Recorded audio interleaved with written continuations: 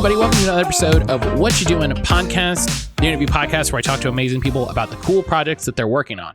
My name is Matt. This week, I'm sitting down with Emanoel Melo and Ray Chou to talk about their work on CBR+PNK Overload, available now on Kickstarter. CBR+PNK Overload is the expansion to the hit, I think I can say hit, TTRPG CBR+PNK, designed by Emanoel and published by Ray by way of Mythworks, where you play a group of cyberpunk mercenaries taking on one last job before they give it all up. We get into it a bit in the interview, but I love CBR+PNK's design, focus, energy. It really speaks to me as a game, as a product, and I was so excited to get Emanoel and Ray on the show together. This one took a little bit because of some personal stuff going on, but hey, let's not waste any more time. Let's get into it. Hey everybody, welcome to What You Doing podcast, the interview podcast where I talk to cool people about the amazing things that they're working on. My name is Matt. I'm here today with Emanoel and Ray. Say hi. Hi. We're here today to talk about CBR+PNK Overload, currently on Kickstarter, which let me tell you, as I have the copy that I just bought the other day, I'm very excited about. It looks incredible. Before we get too deep into it, because sometimes I let my mouth get ahead of me, let's do our intros. Start with Emanoel. Hey everyone, I'm Emanoel Melo. I'm him. I'm the creator of CBR+PNK and a few other smaller things as well. I'm a huge RPG fan, especially narrative ones. And let's talk about it. Let's talk about CBR+PNK and other things. Heck yeah. And Ray. Hey everyone, my name is Ray Chou, he, him pronouns as well, and I am one of the co-founders of Mythworks, which is a publishing company focused on comics and games like CBR+PNK Augmented Edition, narrative games that Emanoel likes, and I'm stoked to be talking about Cyberpunk and all sorts of other things as well. You know, look, I played my hand a little bit. I'm so excited for this new version. I remember when my sort of friend group was talking about CBR+PNK, and it sounds like a silly thing to say, but like it's so immediately visually grabbing with the design, like the physical design, like as a physical product, it is amazing. And as a game, it continues to be amazing. And I think like I hope in so many ways, I hope a lot of people take inspiration from it as of doing a lot with a little. I sat down and like finally flipped through it. Now that I finally have a physical copy, I sat down and like had it in my hands, and it's so dense in terms of there's not a wasted bit of space in that whole thing. Emanoel, how did that? Was that a thing that you had when you started? Did you set out, knowing that like I want to design this really tight pamphlet style game, or is it something that sort of came about near the end when you started working on layout and like what does this thing actually look like? Yeah, it started more like a challenge for me. I wanted to streamline the Forge in the Dark system as much as I could. Mm-hmm. And by the end process, I mean, we never finish a thing. Like we have to force separate from it. So by the time I was like, okay, I think I'm stopping right here. But it's sometimes you have to maximize space, the space you have. Like it was just a pamphlet with 3 panels, 6 panels if you count the other side of the sheet. So we have to maximize by choosing the right words that evoke some kind of setting, some kind of feeling and mood that you want people to feel when reading and playing through the game. But I also found that if I adjusted the visuals to match the team as well as much as I could, and write smaller things on the margins and use some symbols and that kind of stuff. I could also enhance the experience and the immersion in the game. So that was like a second, almost an afterthought after I finished designing, writing the whole thing. Yeah, it's a thing I noticed flipping through the pamphlets and a couple of the rules plugins, is the use of iconography in a way that doesn't happen a lot in TTRPGs, but is really, really common in board games and card games. Of like, here's this term or set of words that we're going to use over and over and over again. Hey, instead of that, here's a little symbol. That I think, like you said, like, plays into the setting in a really fun way. I'm a sucker for TTRPGs that are hyper specific, that know exactly what sort of story they want to tell, and just barrel straight down on how to tell that story. Cyberpunk as a genre is a very well trodden road. What was your inspiration to, in so many words, make another one? I never want to come across as like, oh, you shouldn't make whatever. But what was your sort of inspiration moment for, taking Forged in the Dark in a sort of like more realistic, kind of gritty cyberpunk direction?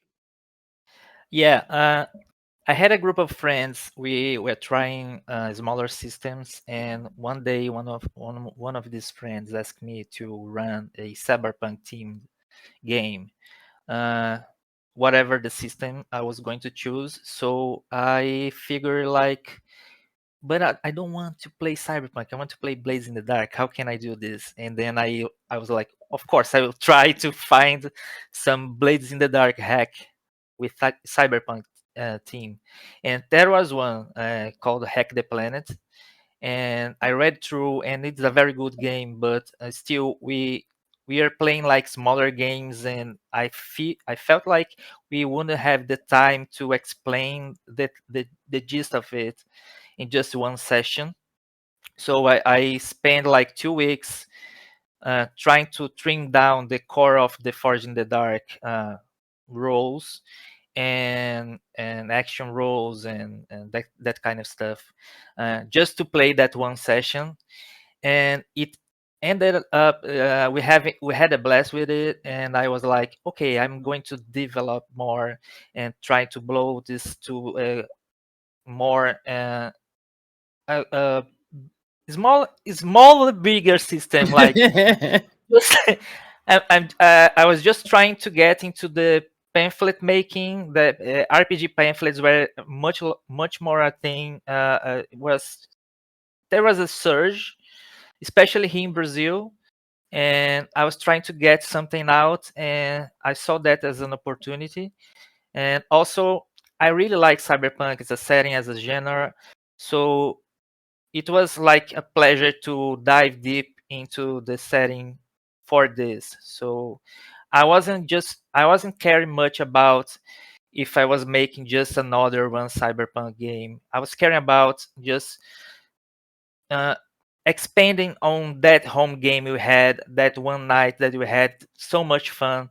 And I wanted to share that with more people, and perhaps some more people that like cyberpunk and was soon going to be discovering the Forge in the Dark engine through it. So it was like a double feature, if you will.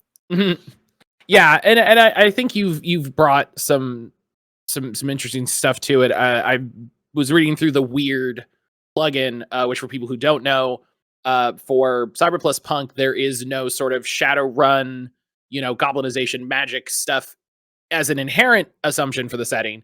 But then there's a plus Weird plugin that you can get that adds that.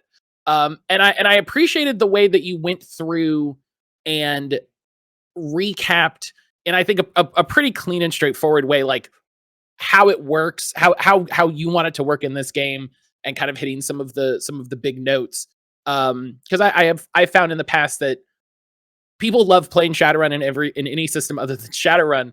And sometimes people's hesitation with that game is all of that setting stuff that comes along with it.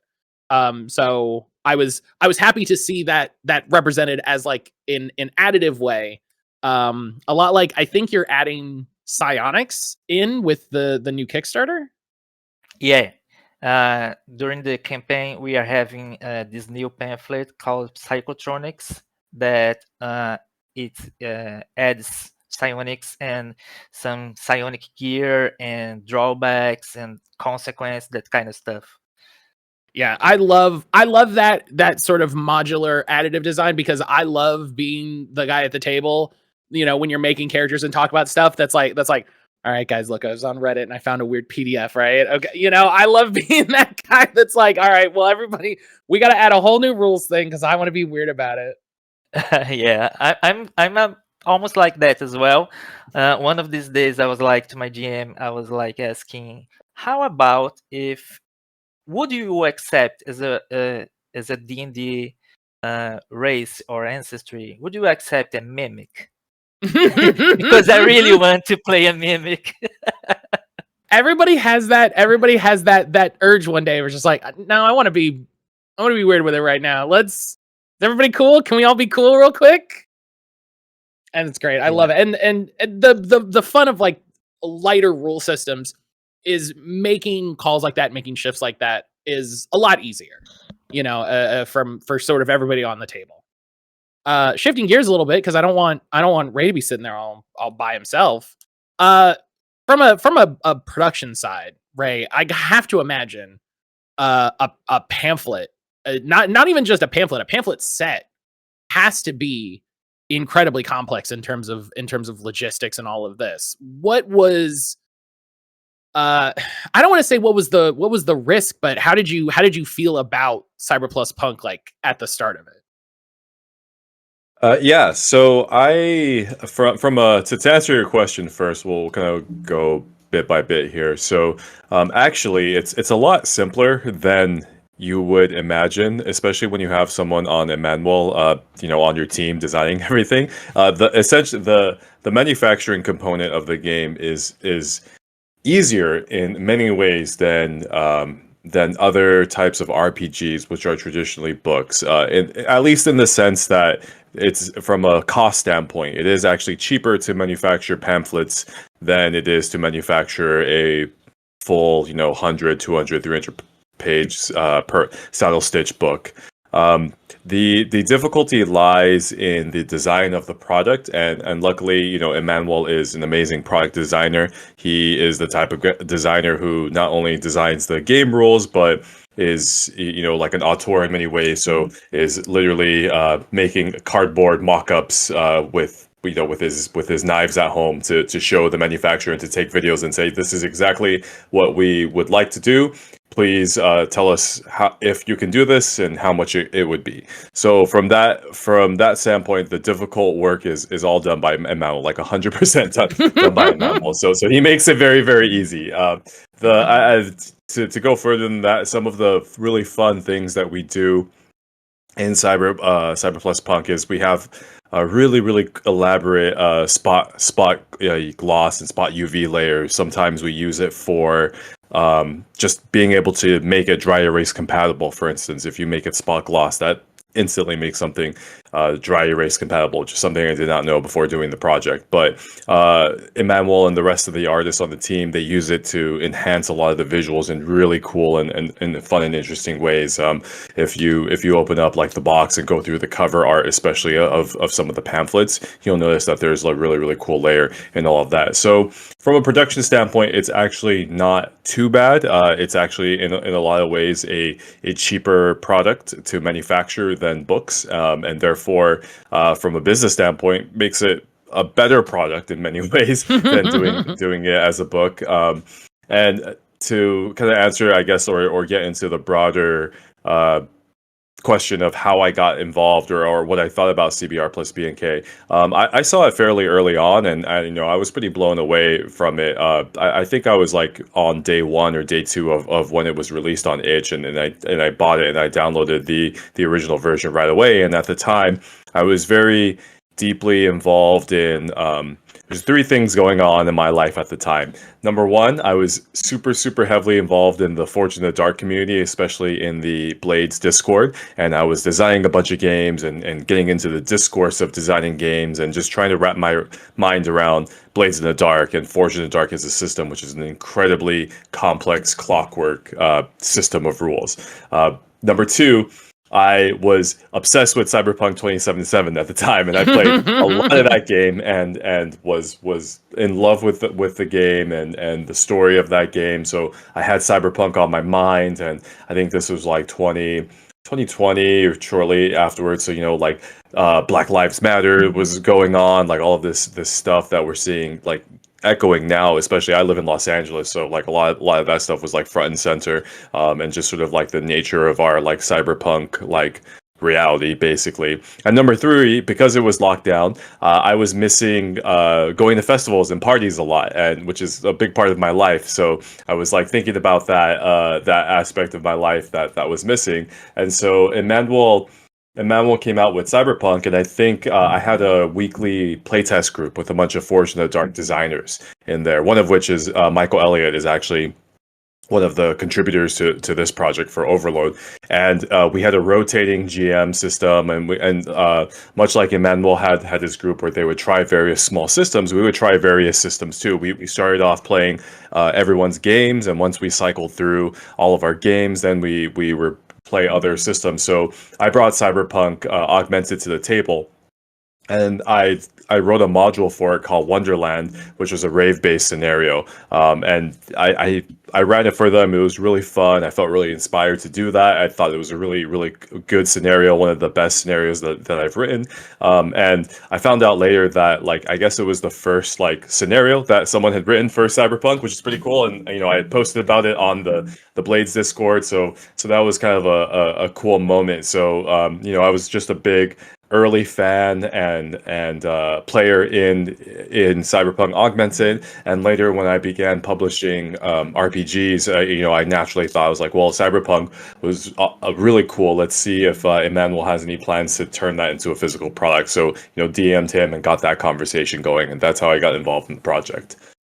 See, that's interesting. I didn't know that the sort of digital version came first. That's I would have thought. It feels so physical in its design. It feels so intentionally made to be a physical thing in front of you that you're interacting with. I wouldn't have thought that it went the other way. Was there sort of a redesign process, Emmanuel, after you had started working on the physical version, or was it kind of always intended to be printed in a physical way when you were designing the digital files?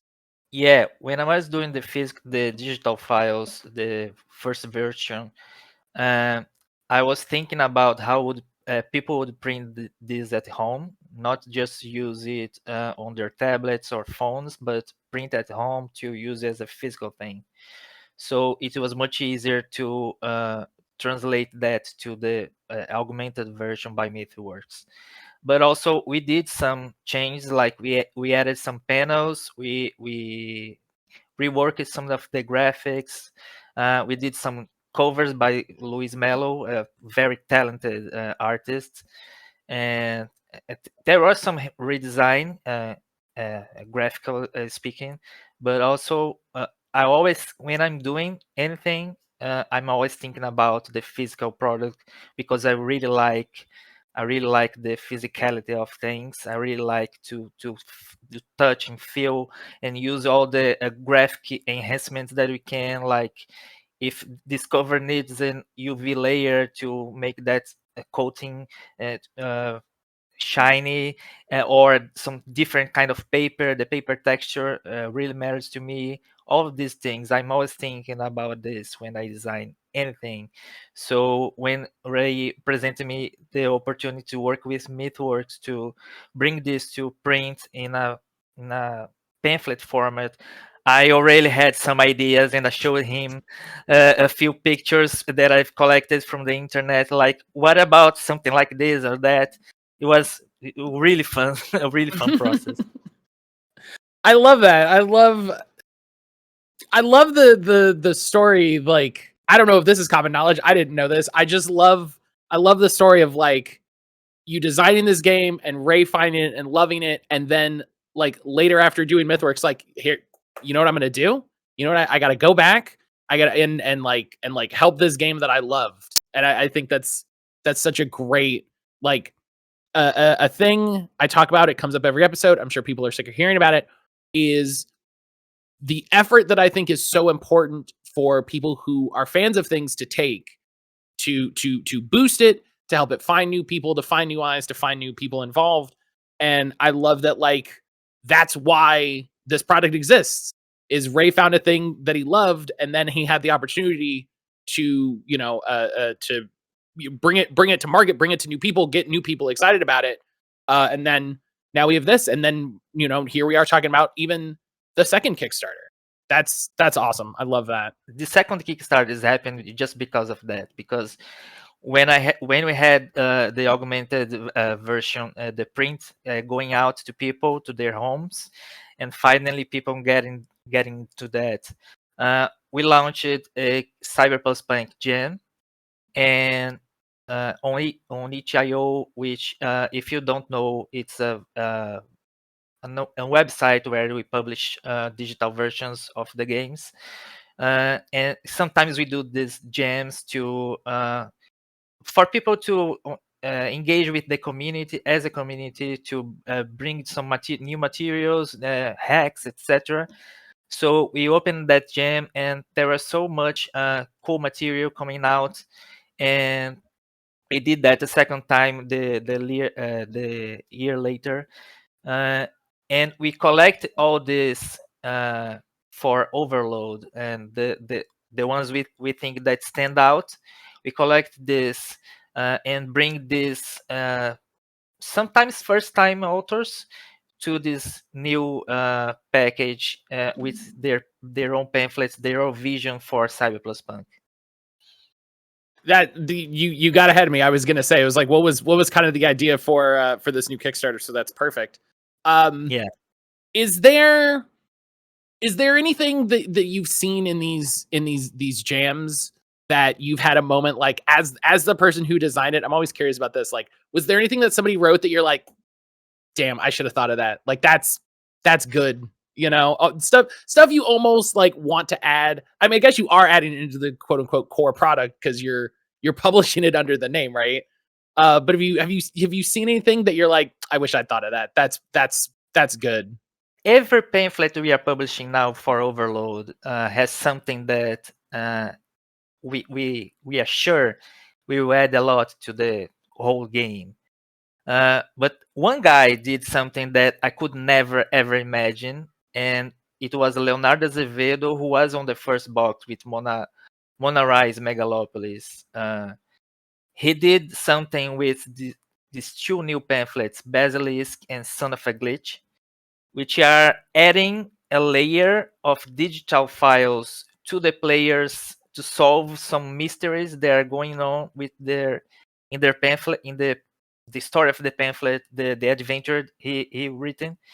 So you find these layers, and the GM is supposed to send to you, to your device, physically, your person, for your for you to try to find the password for that. So you navigate a layer of digital files on your device to solve the run. So it's a very interesting layer he adds to the gameplay. And That's fun. Yeah, you should see the diagrams he makes, like to explain where each file goes and how do you find each password. It's amazing. And very cyberpunk. And then the idea that like all of that is still able to fit in this pamphlet, like but before this, even I've come across a few TTRPG pamphlets, but just like it doesn't feel like a lot of space if you look at it, right? It doesn't feel like you'd be able to get too much in. But I guess a lot of that is just like you said at the beginning, a lot of that is design and layout and intention and how you put things together. I'm so excited to see this new package, because I think it's a really exciting mix of things you would want for this sort of game, right? It's a mix of here's some adventures, here's some new rules and options and things, and then just things that are like, would be settings for other games of like, here's, not even just one adventure, here's a thing you could do multiple adventures there. You could run, these, missions in this for however many sessions you want. And I think for smaller, more intentional games, that's so much more exciting than it would. Not that you even would. It would be so weird to follow up a product with like, here's a big 200-page setting book, right? That would be wild to be like, here's a big book, have a good time.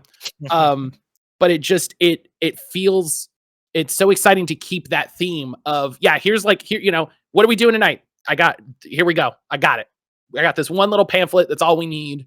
Let's keep it moving. And then again, the design, I watched the Kickstarter video before we got together. All of the pamphlets being in the little boxes, and then all of the boxes being, man, get out of here with that.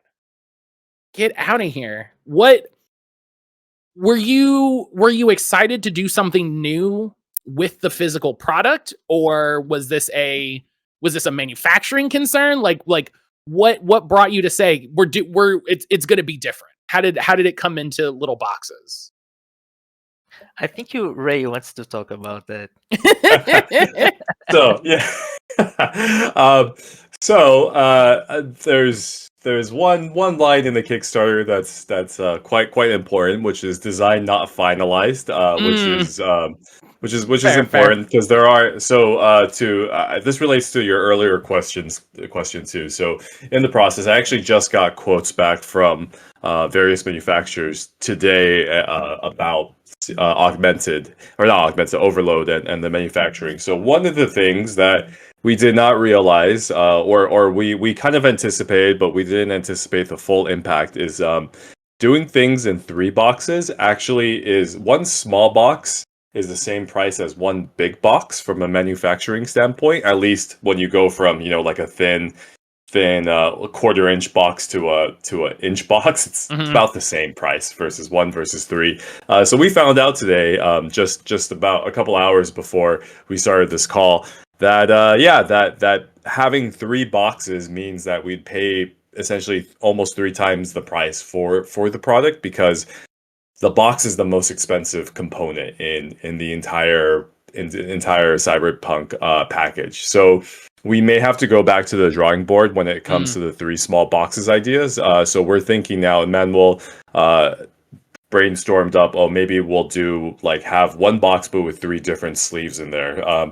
So that's kind of like the reality of manufacturing sometimes, is that we have pie in the sky ideas, and we want to sort of go for all the time, especially at Mythworks. If you know our other products, we always try to do some kind of crazy cool stuff and innovative stuff, but sometimes the manufacturing realities present challenges where we have to sort of go back to the box. And I'm sure we'll figure out a really cool solution to make it a really, really cool presentation, but and communicate with everybody what those are. But yeah, just one of the many challenges of making things like this.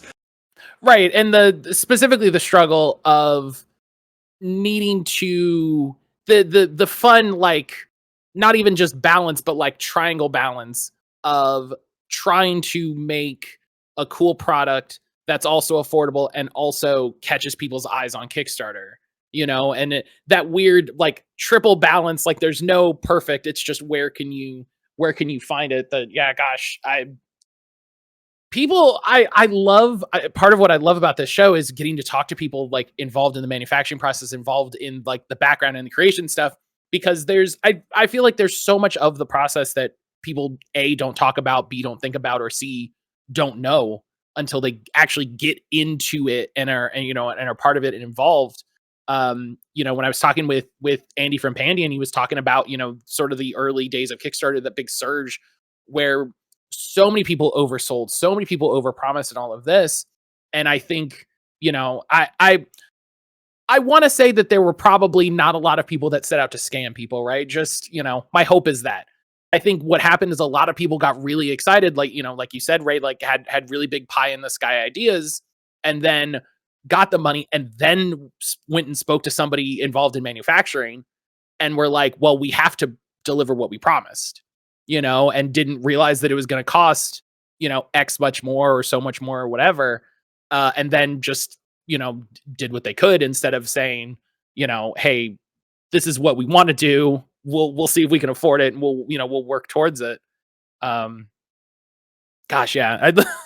I love the idea. I like the idea of just on a little byline, like, yeah, that box, this much. 3 boxes? Hang on. 3 boxes. Nobody orders 3 boxes. Get out of here. Yeah.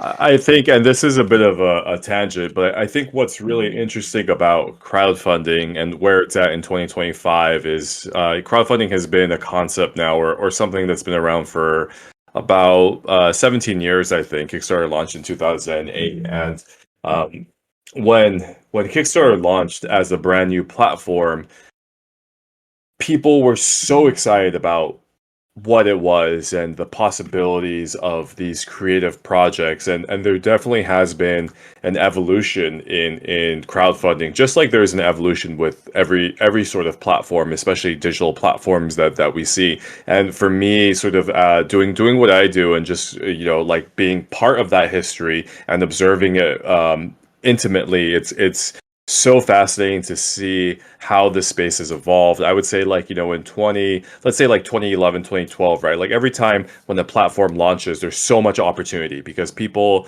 are excited about what it could bring, right? What these things that are being brought forth, and not just opportunity, but trust. There's so much trust in the process, like optimism, almost like blind optimism, because it feels like and I think this was the promise of crowdfunding when it first launched. It feels like you're doing a good thing when you back a Kickstarter project. At least it did back then. It feels like you're supporting independent artists who and you're helping them make their dreams come true. And to a large extent, that is very true, or was very true, was very true. And I think what's happened over time is sometimes people have over-promised and under-delivered, and that's just a reality of the situation, because making things is difficult. Making things at scale is extremely difficult.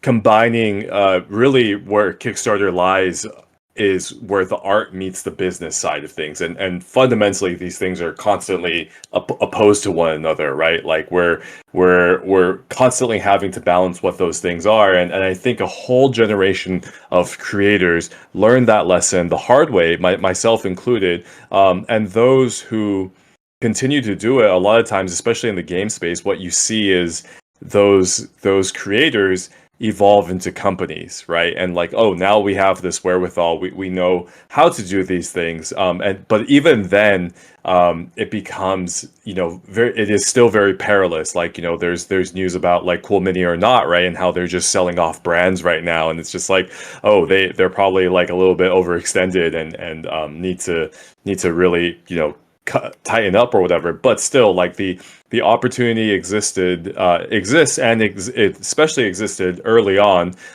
We saw a whole generation of creators become publishers or other businesses, right? I'm thinking about like Stonemaier, I'm thinking about like Magpie.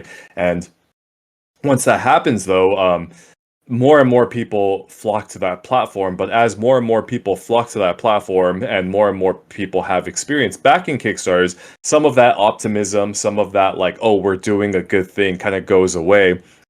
And nowadays, I really admire what Andy and Pandion is doing, because they're a newer creator. They've only started doing crowdfunders since like 2020 or 2021, I think. And really, it's the last like couple of projects that they've done that have like really taken off, and they're on like a really amazing trajectory now. But seeing them succeed, their path starting much later was much more difficult than like say my path, where I started doing comics on Kickstarter in 2014, and back then it's like is way easier, right? Like there was less projects, there was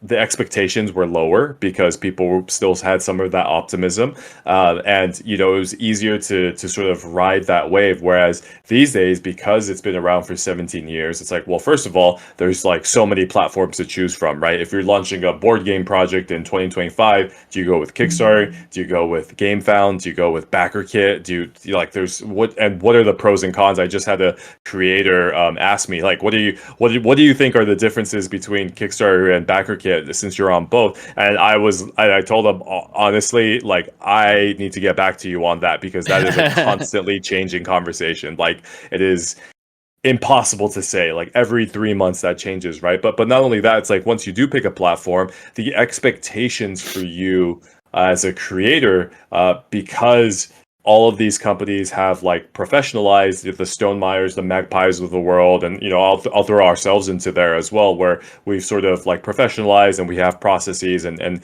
have like these standards now, and like know how to get things done. They raise the bar, right? And not only that, but then you have existing companies who have already been in the space, entering the space, and bringing their processes. So like, it's the expectation now for a Kickstarter, for backing a project, is like, you're expected to have to do a lot more and to have a lot more done, right? So as a new creator, it's like, oh, I have to reach up here instead of being able to gradually on ramp and learn how to go up. And I'm not saying that it's not impossible, but it certainly is so interesting to see how it's evolved. And now it's just sort of, it's not necessarily, I don't think anybody in 2025 is like saying, like, is excited about like a crowdfunded project in the same way that they were in 2011, 2012, at least in the sense of like, oh wow, what's this, right? This is such a cool new thing. But really, it's just an expectation of like, okay, you kind of have to do it.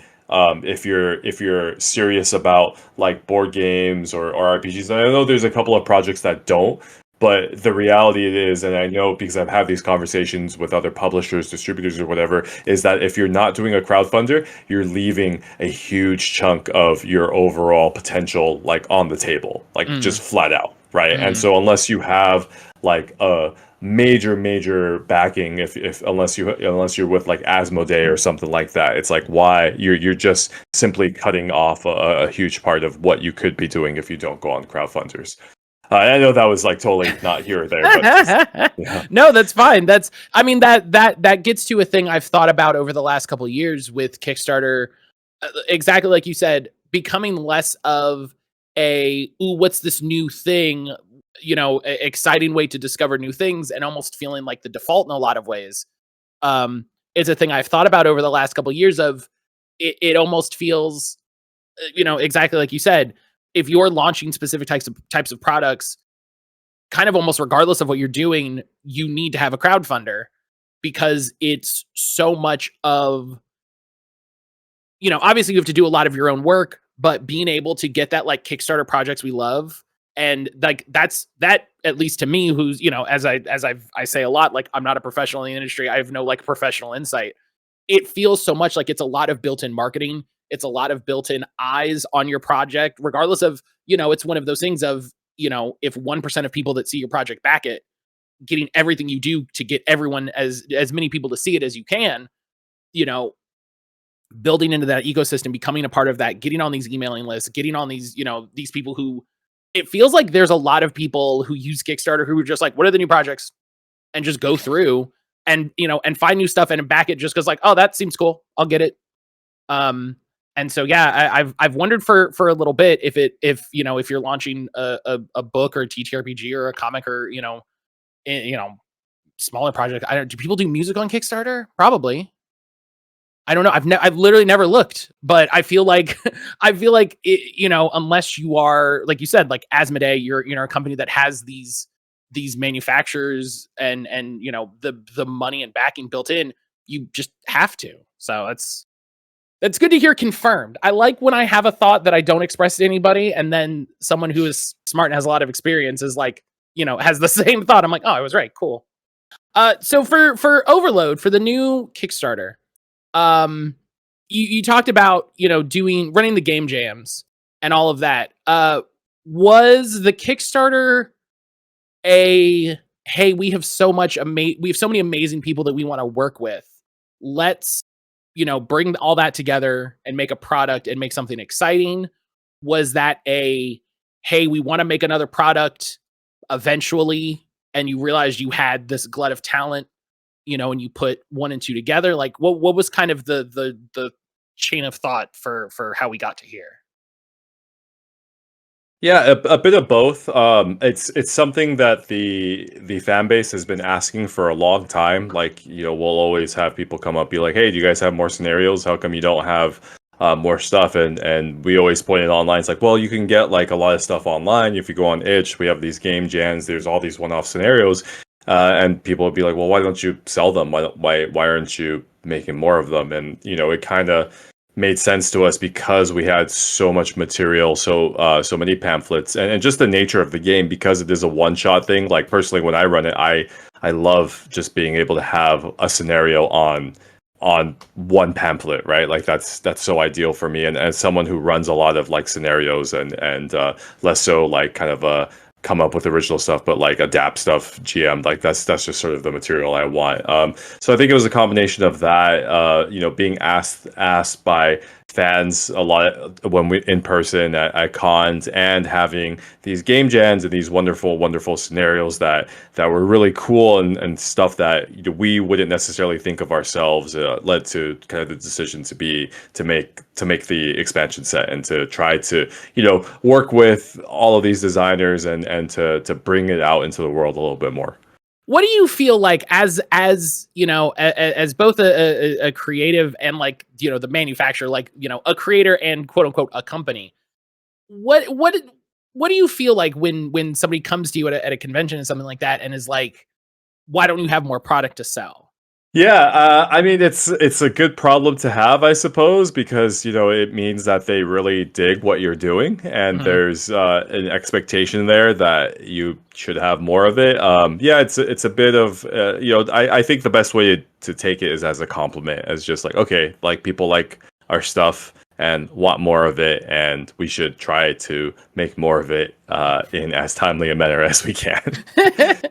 Is there like is there a feeling where you feel like it hits a sort of a boiling point or a tipping point where you're like, okay, well, now we gotta, like, enough people are asking, we gotta get something going?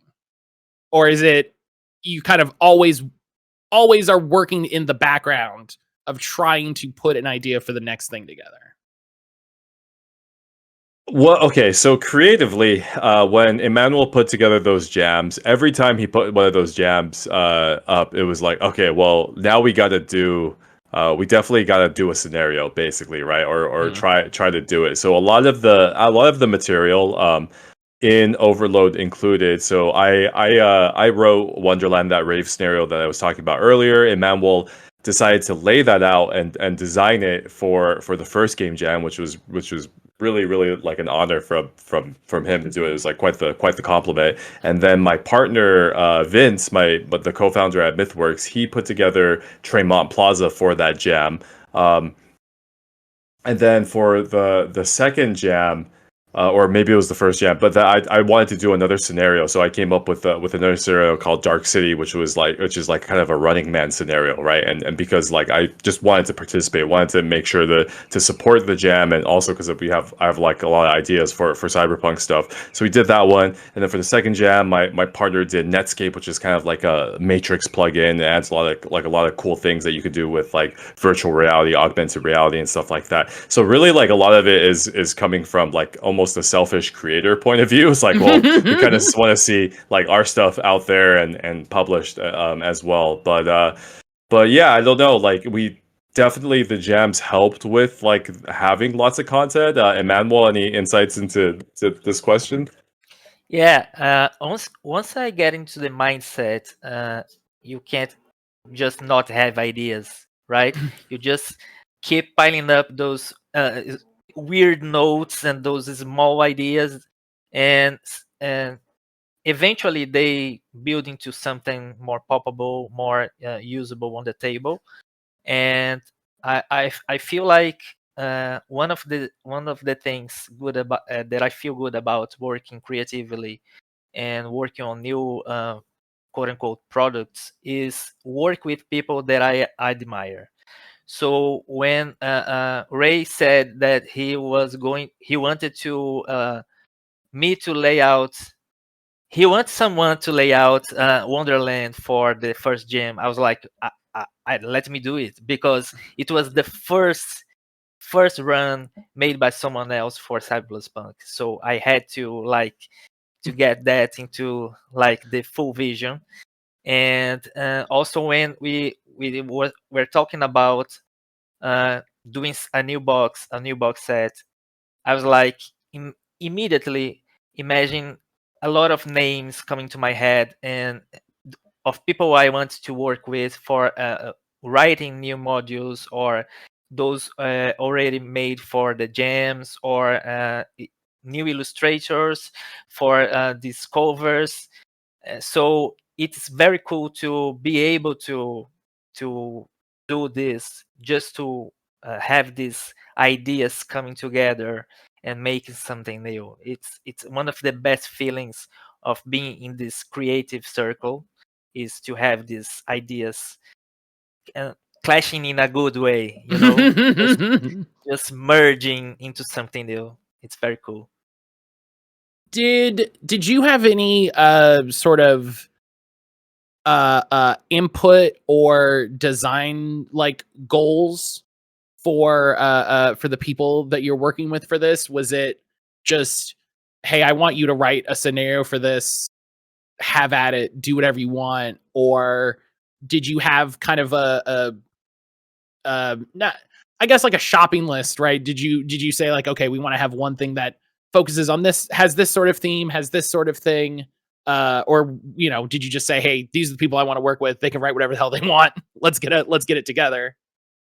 Well, basically the second, but we have some guidelines, because we had this meeting deciding more or less what we're going to do with Overload, and we decided that it should be divided into 3 teams, 3 parts. So that's how you see the 3 boxes. Each one is themed after an aspect of the cyberpunk genre. So the first one is the sprawl, based on urban crawls and running the city and factions, etc.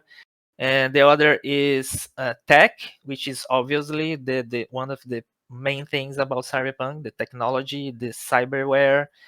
And the other is the redacted aspect, which is like weird stuff. We want to keep adding this, because I know, like myself, many people like this weird stuff, and SCP and Shadowrun things about cyberpunk as well.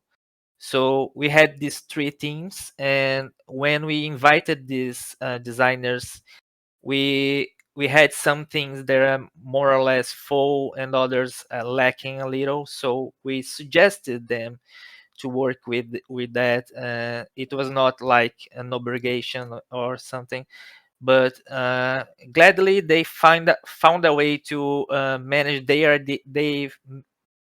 ideas, they focus to what we needed, just to come together as equal parts, the 3 parts, like equally, about 6 pamphlets each box. So yeah, it was not like forced upon them, it was just a suggestion. And I'm glad that they come together with very exciting new stuff. Just like it's like the NFL draft, like they're just all in a Discord call and you're like, okay, so here's who's going to be writing the text supplement. Yeah, and we let that very open, like if you want to do a run, we are fine with it. If you want to do just a gear list, no problem. New rules, you think there's something in Cyberpunk that you want to add from your own game, from your ideas, some modular rules, we are okay with that as well. So yeah, they are mostly scenario settings that let you run a series of one shots, or just one big blasting one shot. That's pretty cool. But you have a lot of gear lists as well. So yeah, a bit of everything. And that brings me back to something that I meant to ask near the start. Well, actually, two things I meant to ask at the start, because I noticed Ray called it CBR+PNK, and that brought up a discussion I remember having with my friends about like somebody like, how do you think you say this? How do you think you're supposed to say this? And I'm getting a feeling from your reactions that this was a conversation at the very least. I'm surprised we made it this far without broaching this topic. Yeah. I feel like a lot of people just call it Cyber plus Punk. I feel like that's, that feels correct. But I also, as a person who at times can be very pedantic when I decide that I want to be, I do love the idea of being like, no, it's CBR+PNK. Look at the book. Like, look what does it say? Yeah, I think most people call it cyberpunk because of the lack of vowels. That's it. So, it's cyberpunk. That's it officially. Yeah. Or sometimes the punk becomes pink, which is okay as well, because when I decided to name it like that, I wasn't even imagine to reach what we have here. To reach to having this product, this title coming to so many people's hands, Mhm. and in such a deluxe format. So yeah, if I had any idea, I would have chosen a better name, like a name more pronounceable. But I think that the initial idea was that there is an aspect of cyberpunk as a genre that it says about depersonalization and dehumanization. And one of the things that I've been noticing for decades is that names having becoming just codes, just these shortened versions. Sometimes brands do that. Just these short versions that almost resemble like just a code or an image, not a word, not something that exists in our world, but something that they want to bring as their thing. Like, and this is something that I want to translate into this title, is that there is this entity that is cyberpunk that that's coming to you, like this thing. It's not cyberpunk, it's another thing, Mhm. So I wanted to play with that, and the plus in the middle was like just me riffing off the idea of the system itself, where you use an approach plus a skill, and then it's like initially I was going to also have a version of each approach with 3 letters, and each skill with 3 letters, and then you combine those 6, and you make your roll. But then coming up with these 3 letters for each skill, we have about 12, I think. So it was going to be a bit difficult. So I just decided to make the title like that, and that's a way that I found to show somehow the system working with the title. It was a silly idea, but yeah, here we are. And fortunately, sometimes this brings to discussions, like you said, you had with your friends, and that's a way to make some marketing for the game, I guess.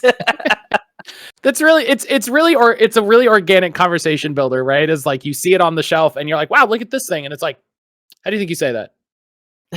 What do you think that is? I love it. Yeah. That's great. But the question I interrupted myself for, Cyberpunk is based around one shots, and is kind of is adds a system and also the runs, sort of, you're in it, you're not doing this like rags to riches build up, I'm gonna build the legend or whatever. It's one last job, or you're in the middle of the job, or whatever it is. Was that a thing that you had in your mind at the start of the design, when you were hacking everything together, where you're like, this is going to be one shot, quick hit design, you're going to get in, you're going to have a big explosive adventure, and you're going to be done? Was that sort of like, I'm going to make these pamphlets, the pamphlets are going to be quick hits, boom, done? Yeah. Just because of the nature of the pamphlet being so short in space, I wouldn't have space for describing a campaign procedure. So initially, the idea was just to run with my group that one night, and I had to make something just to cement the idea that we were doing that for just that night, and those characters we are not going to see those characters again. And I had this idea of I saw it elsewhere, of course, having these epilogues where when the run finishes, the surviving characters would narrate their life after that thing. And of course, if they were successful, they would have paid all the debts or run from the criminals or the authorities they're hunting them. And that came into the pamphlet just a way for me to solidify this space as just like, okay, we have these rules, but we want to have a campaign, but at least you have some closure with this method of epilogues. Yeah, I love that. I think some games, I think a lot of people play, at least in my experience, that's what I'll say. Not a blanket statement, my experience. People tend to play one shots or two shots like far more frequently than it feels like the people who design the games think they do. People love like, okay, here's your rules for advancement, and then you do this, and then it's like you actually get to the table. And it's like, okay, take like 2 advancements, whatever. We'll just get through it. We'll have characters that can do some interesting things real quick. And I think some games struggle in that, because I think some games want you to take your time with them and build through the rules, and that's great. Don't take that as me saying that that's a bad thing. But I think it's interesting and exciting to see a game that's designed to say you're going to do this, make a character that's exciting now. Make Yeah. who's the guy that looks cool at the end of the Cyberpunk campaign? You're that guy. Let's just get there. And in the classic parlance, you can drive it like you stole it, because it doesn't matter if he makes it to the end of the night. Have a good time. Yeah, and that helps a lot to bring together the whole Forging the Dark thing about you burning your stress through the adventure. You knowing that that run is your last, you are more compelled to burn that stress, to be marked as a hunter, to take larger and more risks, to face the threats with all you have. And that helps a lot, because the Forging the Dark system, it thrives in that. So it's, for me, it was really important to cement that process of making a game that's for one shots. And eventually we had written some smaller campaign rules. We have that in the framework brochure, which is on the base box. But that as well is like, it's framed like, which I took from Sean Eater, this idea of you are on your last run, but you are playing all the flashbacks for things you made to get there. So you can play like 4 or 5 runs, but within the flashbacks, and then you come back to the actual effect, and you see what you got if you burn too bright or if you fail something and you finish with your oppressor. So yeah, there's that option as well, but always thinking about you. This is your last job, your last run. It was something that came out from the home game as well, because we wanted to play like this fast game, but playing Cyberpunk with just newbies characters, like just very low rank characters, is not as much fun in a one shot, because you have all these possibilities, you have all these augmentations, but we are too poor. We don't have much money, don't have good creds, It would be too oppressive, I think. So it was one of the things that decided, okay, these are veterans. These guys they know what they're doing. These augmentations are like the signature augmentations. They are the best. They are best adapted to that. So that was one of the factors that I decided upon that home game as well. I like that. I think people always want to play really cool, exciting characters, and in the sort of more traditional TTRPG like genre space, it's why you have the big discussions about people that make level 1 characters that have this like 10-page backstory that are like, oh, I did all of these things, and it's like, well, but you're a level 1 fighter, which I have my own thoughts about this. We don't have to talk about it here. That's a whole other thing. But it's because people want their characters to be nuanced and complicated and have conflicts and all of this. And, you're playing a level 1 fighter. This is not the time for that. Hey, guess what? Cyberpunk, guess what? I'm super complicated. I blew up 17 buildings and everybody knows me because I've got this sick mantis arm. Done. In it. Go. Blow up a train. Put that on the box. Go blow up a train. Go, period. Blow up a train. This is a silly question for Ray. I gotta ask. This is the point in the episode where I just ask a silly question that's not related to anything, but I gotta know. As a person, person, entity, company, you know what I mean, that publishes multiple games, like multiple game lines, multiple genres, multiple creators, do you feel just like a big proud mama bear feeling when you just like look out over all you survey, when like you look at all of the game lines, you look at like oh, look at everything, everybody playing all of our stuff? Or is it the other way where like you have your little favorites where it's like everybody's buying Wild Sea and you're like, why aren't you playing Cyberpunk? What's going on? What are you guys doing? Come on, buy some of these. Because I'm on and you listen, this is a joke answer, don't feel pressure, but it's just I always think it's such a funny idea to be like, look at all of my books. Why aren't you buying these books? What are you doing? Buy some of these. Okay, so I guess the answer is one of my guiding principles, we don't publish anything that we don't want to play or have played before. So all of our games we've played extensively. Like I've run more, to be honest, I've probably run more Cyberpunk than anything else, because it's so easy to bring with me wherever, and just like the portability factor is a huge factor. It's such a good con game. It's a great like, oh hey, we have a couple hours free, it's late, it's like 7-8 p.m. after the con, it's everyone's cool, we got a couple of beers, let's play a game, like it's that type of game.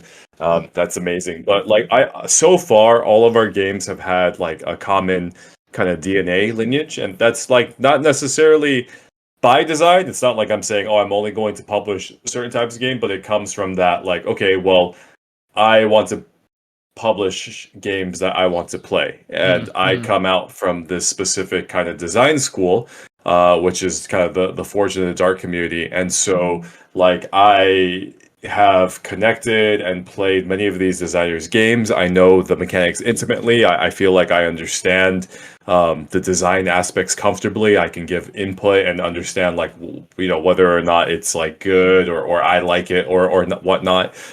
So most of the designers have some relation to that school in a very like direct or indirect way. And also like now in 2025 versus like 2020, when when I got into that scene, things have evolved, right? And I think it's really cool seeing how things have evolved. And because Blades is such an influential game, like we see it in so many places, like we see the DNA in Blades, and like Daggerheart, for instance, right? There's a lot of Blades in Daggerheart, and where are the possibilities, and like what's cool in design today, and like where are the exciting kind of like nodes of like micro communities where people are talking constantly and sharing designs. Like that's what I'm interested in as a publisher and as a designer. I love seeing where people are excited, and I love seeing people taking these ideas that exist and then like pushing them forward, or like going in like one direction or another. Like for instance, one of the things that I'm seeing now from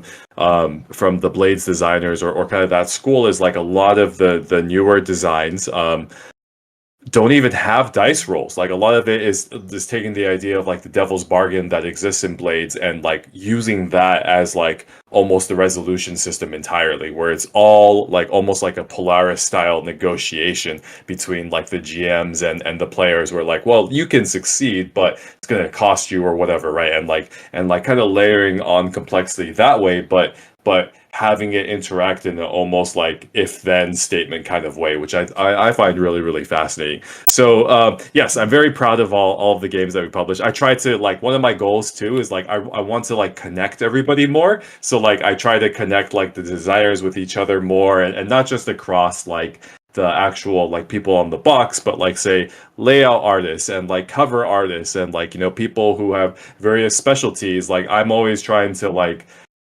think of projects that they could work on and collaborate on, even if it's like on a one-off basis, even if it's like a cover, or like, oh, just do this pamphlet or whatever, because I think that's what I'm kind of good at, is that like I want to bring people together, and I want to form like these groups, and have people work on projects to create things that are greater than the sum of its parts, and that's what really gets me excited as a publisher. Like that's really like that's what I'm at. Like my most proud is like, oh, like we did this, like we created like some things that are extremely amazing. I'll give you an example. So Emmanuel did the Firefly folio for Wildsea, and like obviously Emmanuel's busy right now doing Cyberpunk Overload. So like me and Vince and Felix, the creator of the Wildsea, we're like looking at it, right, and we're like we're not like that sloppy of designers. I mean, certainly I'm like kind of the weakest of them all, like, but jack of all trades kind of. But like Vince is pretty good, right? But like we're looking at the Firefly folio and we're like,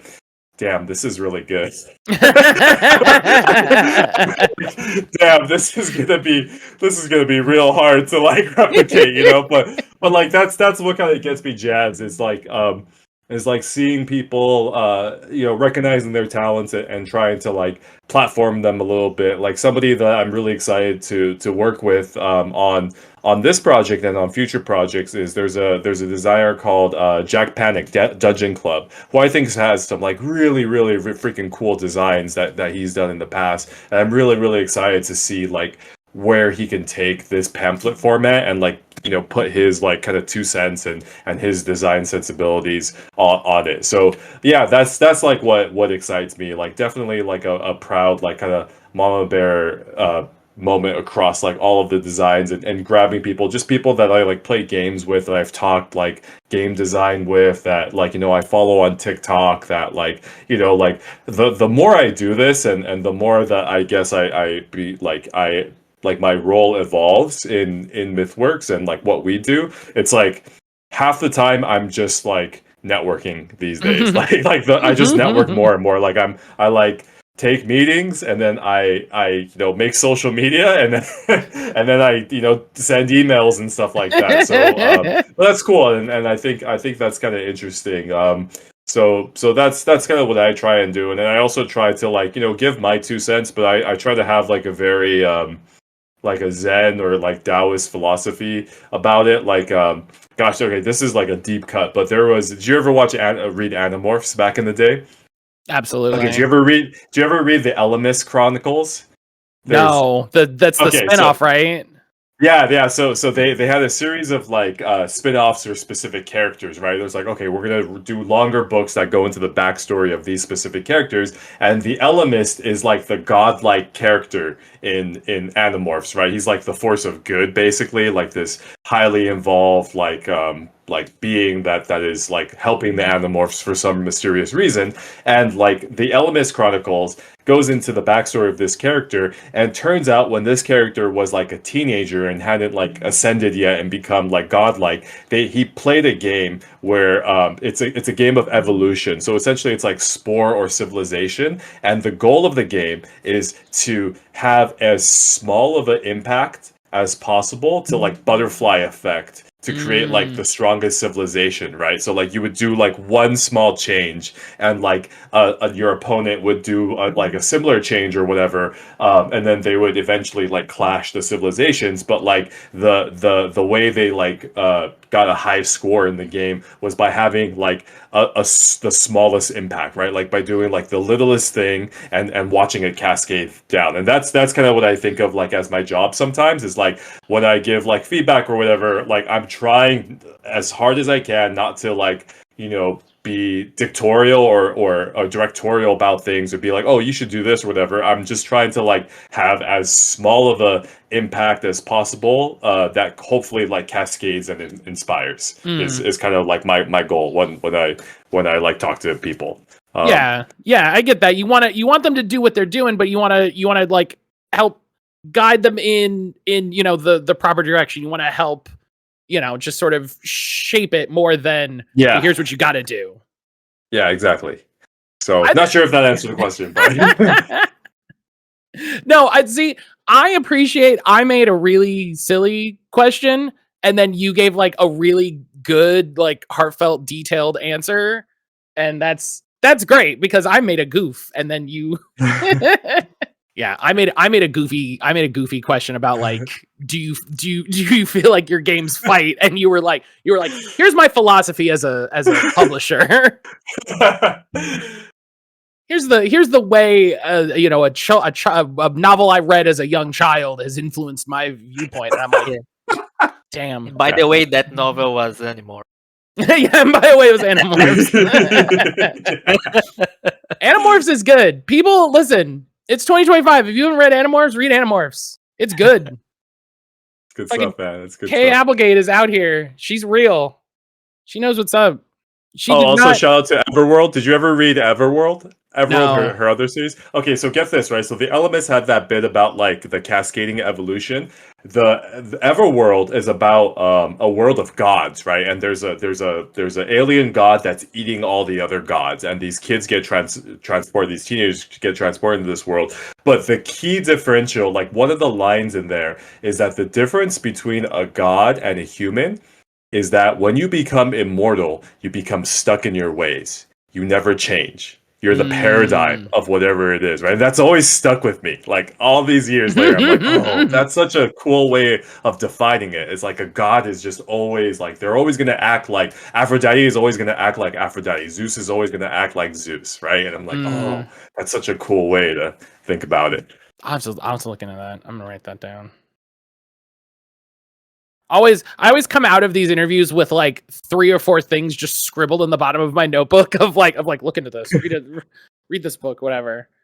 I love it. And this is why I love doing the show. Just Ray's so excited to talk about these books. I love it. It makes my heart happy. That's why I love this show. I just have to appreciate that moment for a minute. It's just sometimes, what's he doing? I kept it, I kept it after all these years. I was like, it's on my book. That old Scholastic copy. I love it. Yeah. It makes me wish I had the old Animorphs. I know they're reprinting them, but there's just the old layout that they used to have, just big chunky colors. I love it. So I know we've got a time thing. So sadly this will have to be a little shorter. But as always, more than happy to have one or either of you back. Because just doing the show is fun, and I love chatting with everybody I get a chance to.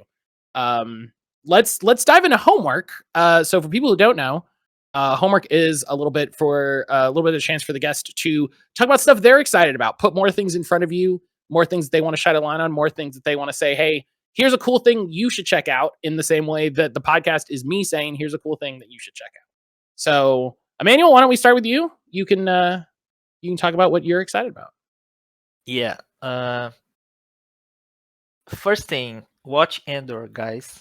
Everyone, Andor, because especially in these times, it's like it says a lot about how fascism ingrains in society, and everyone involved or not suffers from it. So yeah, it's also a masterpiece in storytelling and some of the best acting in the last decade. So there's one particular scene, I don't want to talk which scene, but there's one particular scene that's like the best monologue of all time, in my opinion. So yeah, it's very good. It's Disney, but it's always morally correct to download it, and no problem. I agree. So yeah, watch Andor, and it's I finished it recently. I was a bit late for the last episode, but it still is stuck in my mind, and it keeps coming, especially from the last week, the things going on in LA. So yeah. And the second thing is Snow Crash. It's a cyberpunk book. It's one of the seminal cyberpunk books from the 80s. It's one of the best cyberpunk books out there, and I've been reading it, like actually listening to it. So I'm here to recommend, if you like cyberpunk, you haven't read it yet. It's not as big as a name as Neuromancer or Androids, but I think it's like the best. It has some sort of punchy, short, jargon-heavy lines, like the jargons that he creates for this book. It becomes like the staple for cyberpunk jargon, and the writing style. To me, it's like the best representing the genre. So yeah, Snow Crash, a very, very cool story of a character called Hero Protagonist, which is a really funny name, but he's so badass. He's so badass, but also he's so broke. It's so funny. Yeah, it's very satirical, but has some very cool stuff. And there's this whole the cyberspace in there. It's called the I think it's the like meta space, something like that. So from probably where Zuckerberg stole the idea for the thing, because people buy the properties there, buy the land there, and build their homes there. It's a whole thing. It's a very fun book, and for those who like cyberpunk, it's a must. Yeah, I agree. I remember reading Snow Crash, actually longer ago than I probably thought about 2 seconds ago when I realized when I actually read it. But yeah, no, I agree. I think I exactly like you said, I think people don't recommend it as much as some other works, but I also feel like it is in some ways more applicable to the world that we find ourselves in now than some of the themes that show up in more traditional cyberpunk media. Yeah, unfortunately. Yeah. And Ray, I think it's totally fair. We could just put Animorphs. We could start with unofficial asterisk Animorphs. Well, yeah. I yapped about Animorphs, specifically the Ellimist Chronicles and Everworld earlier. I was gonna say Andor too, +1 to everything that Emmanuel said. I mean, Andor is great. It's so prescient to our times, and adds, or I don't want to say adds because it was always there, but like explores like these elements of Star Wars that that just make it feel so much more real, right? I think like it's the adult version of Star Wars, where it's like Star Wars, you go into the good and evil, and then like real Andor is really just like a rumination on like what is evil, like how does evil come about, right? Which I think is really, really fascinating, and it's just so good. It's so well done. And then the last thing I'll mention is I spent the week last week with my sister's family in Salt Lake City, and I was surprised that like none of them had seen Atlantis: The Lost Empire. So I was like, oh, let's watch Atlantis: The Lost Empire, the Disney movie from 2002, I think.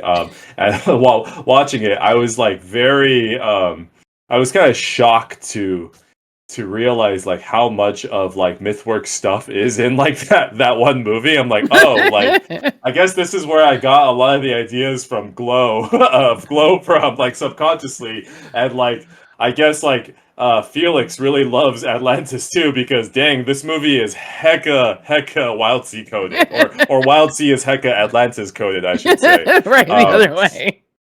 So yeah, I mean, so like it's sorry, another like random whatchamacallit, random thought I had. So it's like it's really interesting to me, like adult animation, right? So like there was a period of time where two things could have become really, really big but didn't. Steampunk was one of them. So there was Treasure Planet, there was Atlantis, The Lost Empire, and there was Titan AE, which is more sci-fi, but you know, kind of has like these cool vibes. So all three of these movies came out within, I think, 2 or 3 years of each other, and all three of these movies represented a push from American animation studios to become more action-oriented, more like a little bit more mature. Like they're still kids movies, obviously, but they're coded to be, you know, like action adventures, right? And would have pushed animation in more of that direction, which you see from like Japan and so on and so forth.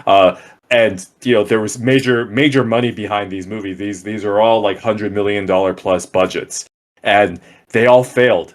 One after another, right? And they killed the steampunk genre. They killed adult or more action animation for forever, basically. And it's interesting to see like them all be in the zeitgeist around the same time, being like, yeah, let's make like these cool steampunk sci-fi like Jules Verne-esque movies, and all of them failing simultaneously. And I have a theory. I think 9/11 is a huge part of like why those things never took off, but it's so interesting to see that like, okay, all of these directors and creatives and animation studio heads or whatever, they all like collectively said like, yeah, steampunk's gonna be a thing, and then it wasn't.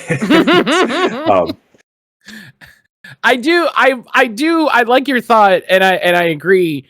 I think especially specifically like American animation and film and like television, like I don't think some people realize the effect that 9/11 and sort of the ideas and the like where people's heads were at after 9/11. Like I don't think they realize how much that shifted the tone and the content and the trajectory of a lot of things.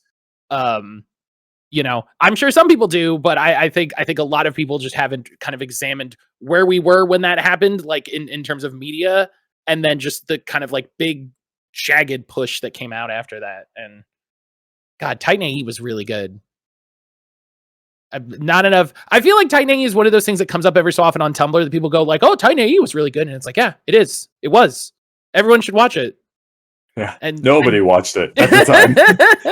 And I don't know when the last time I thought about Atlantis was. Like honestly, like I like you say that and I go, oh yeah, that movie rules.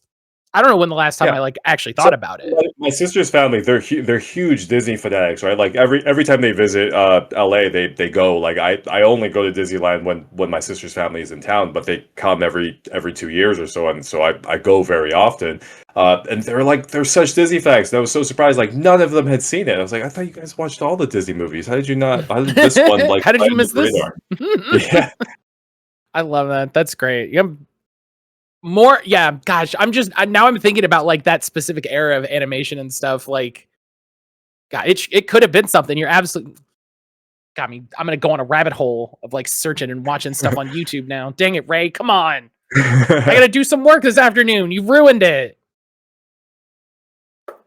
Mad. Shucks. But all right.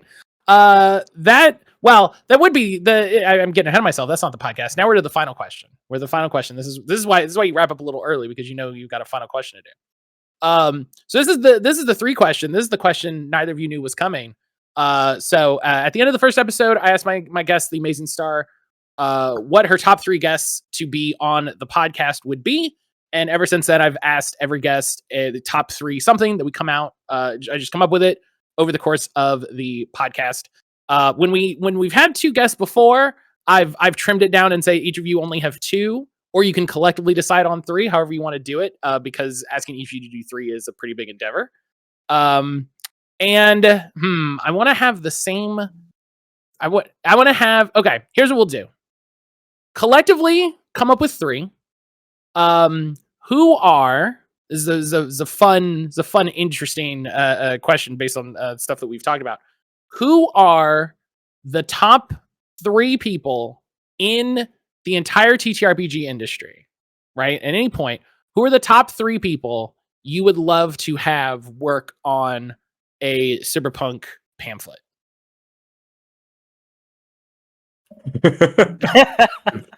You want to go on that one? That's what I'm thinking. Yeah. Yeah. You go, Emanoel. You take this one. take 1 and 2 at least, or 1, and I'll fill in what's left. You know what? There's one person that didn't make into Overload that I would love to see what this person could do with Cyberpunk, which is Mikey Ham, the creator of Slug Blaster. I think he would have made something really fun, really fun. Riley Daniels is also another name. She's been probably very busy working with as the Sun Forever Sets, which is a book coming by Evil Hat. But I love her work. I love the stuff she's putting out, and it would be a blast to work with her. Ray? Okay, so I'll do the super pie in the sky answers. Lord Skurlock himself, John Harper, I think would have been it's an obvious choice, right? Sure, like sure. see what he would have done with it, and especially because he's like so good with his graphic design too. I'm sure he would have pumped out something like amazing. And then I will say, it's a bit of a cheat, but I'll say Matt Pondsmith or Corey Pondsmith.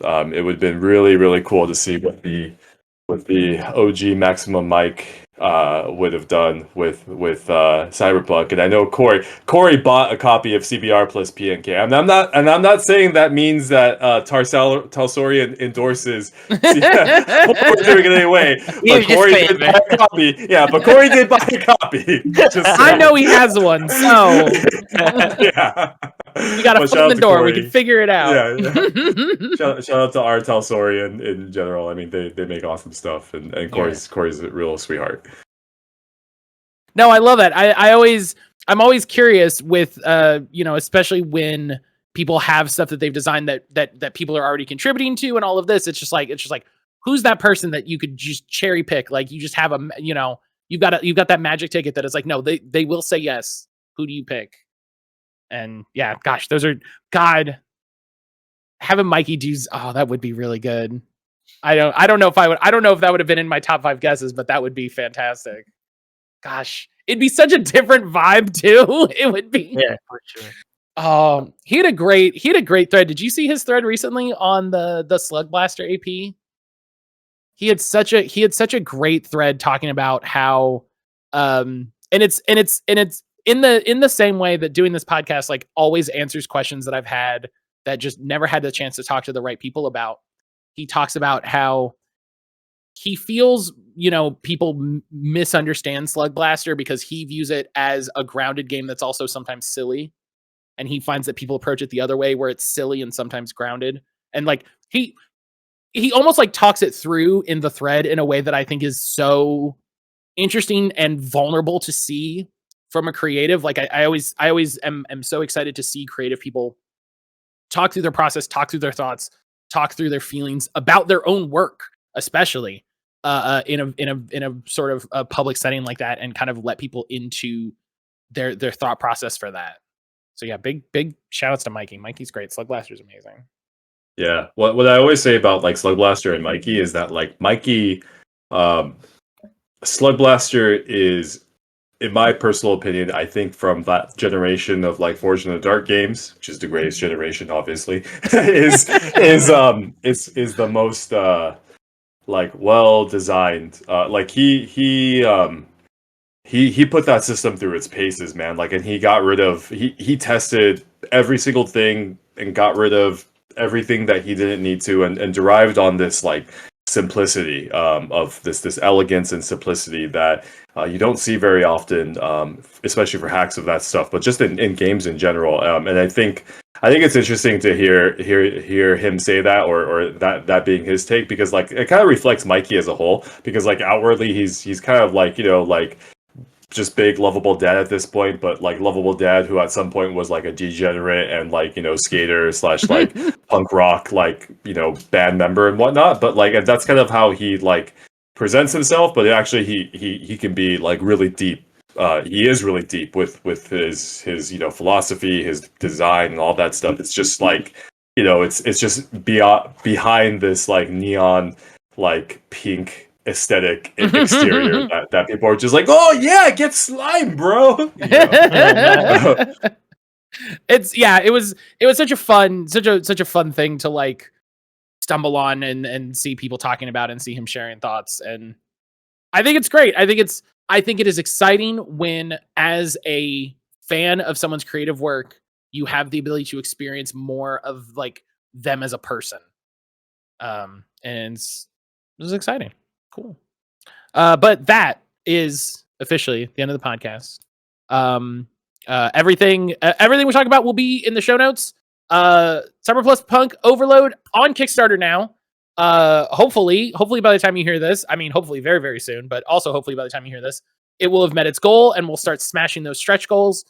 Which I gotta say, I love seeing that a good number of those stretch goals are just, we pay everybody more. Because that's great to see. That's always fun to see those stretch goals hit. It's just like, oh, good. Everybody's gonna make a little bit more money. That's always fun to see. But yeah, I'm a big hopes for this campaign. I hope we get everything unlocked. And I hope we get everything unlocked and we get our 3 little boxes. Fingers crossed. Yeah. If it's got to be one, it is what it is. But come on, 3 little boxes. Get in the comments. But Ray, Emanoel, thank you so much for coming on the show. I really appreciate it. I always appreciate people making time in their schedules to come on the show and talk about all their stuff.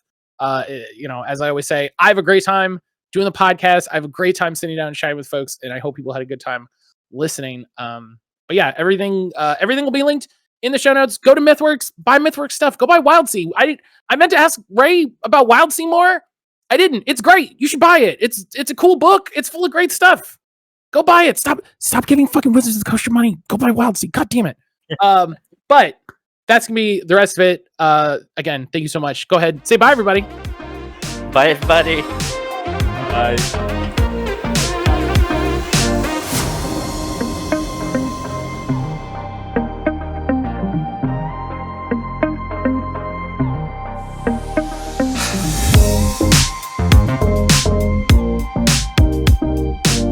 Here we are in the outro. I want to thank Ray and Emanoel so much for making time to sit down on the podcast. Scheduling 2 people is a little bit trickier than just scheduling 1, but I really think it is always worth it if it's 2 people who have worked so closely together on a project, like we've done every time we've done it.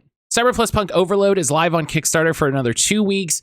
You should go back it. There's a tier where you can get the original game and the expansion in physical and digital at an incredible price point. I definitely recommend you grabbing it if you're a fan of TTRPGs, if you're just getting started in TTRPGs. I don't like the term beginner TTRPG for a lot of reasons, but I think this is a really good entry-level game for a lot of reasons. I think this game does a whole of a lot with a heck of a little and is a masterpiece of a physical product design. Links to places you can keep up with Emanoel and Mythworks will be in the descriptions. You can check them out. You can also follow the show on Blue Sky and Instagram. Links to that will be in the description, as well as the Patreon. I rated the Patreon recently. There are 10 limited spots for $3 a month to help me cover hosting cost. The Patreon is completely free. You get access to an audio and all of the video episodes. But if you support, you get access to whatever small extras I decide to put out and little behind the scenes clips whenever they pop up. Nothing big, but as the point of the show is to help creatives talk about what they're doing and in essence market their stuff, I didn't want to hide anything like that behind a paywall. I don't ever want to push the Patreon too hard, but honestly, if those server costs could get covered, that would be a big weight off of my mind. But know that listening and rating the show means the world. And don't forget, thanks to our friends over at Plus One EXP, listeners of the show can get 10% off of the Plus One EXP store, either physical or digital, or 10% off of your first month of Zine Club. I actually just got the email for the new month of Zine Club. I got to check those out. If you use the code WDPodcast, all one word, at checkout. Again, that's 10% off of your cart, physical or digital, or 10% off your first month of Zine Club. I've got a couple episodes in the can to finish up, and I've got some exciting and potential interviews on the horizon. So I'm going to go work on those, and I'll see you in the next one.